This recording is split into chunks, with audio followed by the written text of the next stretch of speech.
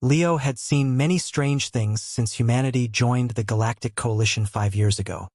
He'd witnessed Centauri merchants haggling over gravity wells, watched Kryn philosophers debate the nature of consciousness for 72 hours straight, and even attended a Vexillian opera that somehow existed in 4 dimensions. But nothing, absolutely nothing, had prepared him for the sight of an alien woman standing outside the Terra Nova Transit Hub, handing out physical flyers like it was Earth circa 1995. The woman was crystalline, her skin refracting the station's artificial light into rainbow patterns across her tall, slender frame. Her 4 eyes blinked in an unsynchronized pattern that Leo had learned meant confusion or distress. In her 3-fingered hands, she clutched a stack of honest-to-God paper flyers. "Excuse me, human," she said as Leo walked past, her voice resonating with the characteristic harmonic overtones of her species. "Would you accept informational materials regarding partnership opportunities?" Leo stopped, curiosity overwhelming his schedule. He took the flyer. "Seeking life partner." It read in bold universal standard text. No conditions. No requirements. Simple companionship desired. Below was a contact frequency and a name, Shinera of the 7th Crystalline Court. "This is unusual," Leo said carefully, studying the flyer. In his 3 years working as a cultural liaison, he'd never encountered anything like this. Shinara's skin dimmed slightly, a Voran blush. "Yes, I am aware it is not standard protocol, but I have exhausted all conventional methods." Conventional methods? Among Vorans, partnership requires extensive genetic compatibility screening, psychological evaluations spanning a minimum of 2 solar cycles, family lineage verification, and approval from no fewer than 7 court officials. Her 4 eyes somehow managed to look simultaneously exhausted. "I am 847 cycles old.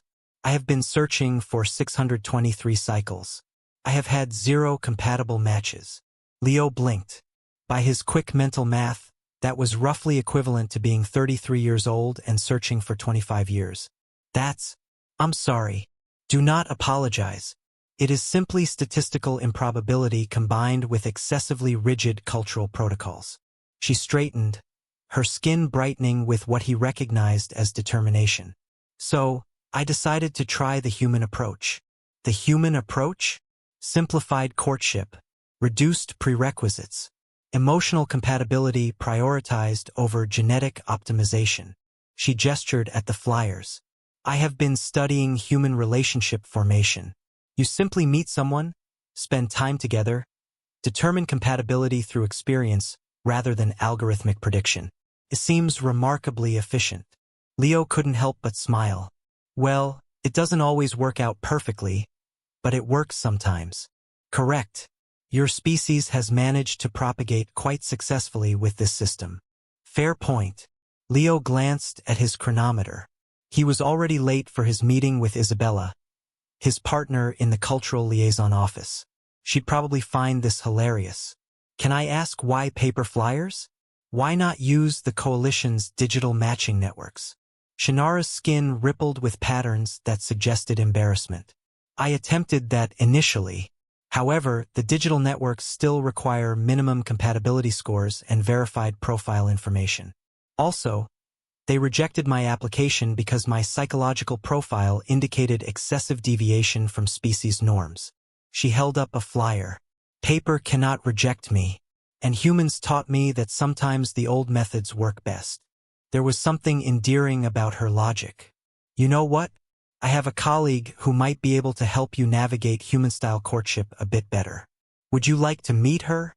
Isabella had been having a perfectly normal day until Leo burst into their shared office with a crystalline alien woman carrying a stack of flyers that looked like they'd been printed on someone's home printer. "Isabella, this is Shinera," Leo announced. "She's handing out dating flyers outside the transit hub."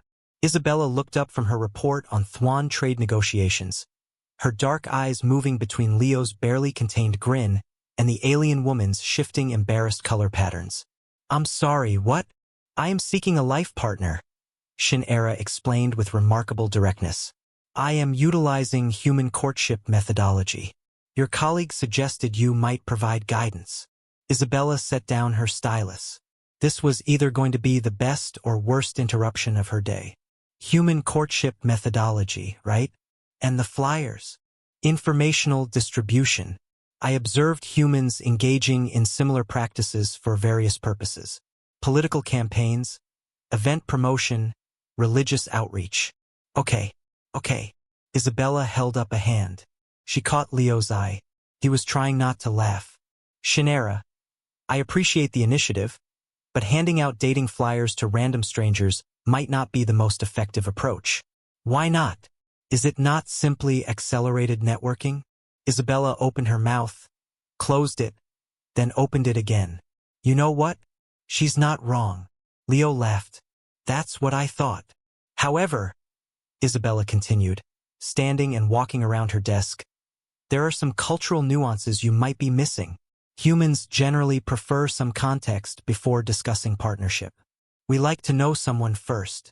But how do you know someone without first establishing intent? Shannara's 4 eyes blinked in genuine confusion. Voron protocols are inefficient, but at least they are clear. How do humans navigate the uncertainty? Isabella and Leo exchanged glances. It was a good question. We just do, Leo said. We spend time with people. We talk. We share experiences. We see if we enjoy each other's company. The partnership part comes later, if it comes at all. But that could take solar cycles. And there is no guarantee of success. Yeah, Isabella admitted. But that's kind of the point. The journey matters as much as the destination. Shannara's crystalline form seemed to dim as she processed this.